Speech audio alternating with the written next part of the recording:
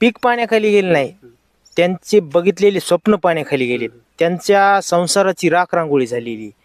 हे म्हणजे निव्वळ आपल्याला बघायला जरी कापूस पाण्याखाली गेलं, कापूस नसला, अक्षरशः हे त्यांचं जीवन नासून गेले. आज त्यांना बघितलेली स्वप्न, त्यांचे लेकरं शिकायला आहेत, त्यांना फीस भरायची, उद्या लेकरू शिकवायचे, आई वडिलाची दुखणे सुखणे करायचे, ते सगळे जे स्वप्न बघितले होते ह्या पिकात जेव्हा, आता हे पीक पीक म्हणजे कापसाचं एवढं जोरात आलेलं होतं, पण अक्षरशः पूर्णपणे या पिकाची माती करून टाकली पोरांना, काहीच ठेवलेलं नाही, काहीच.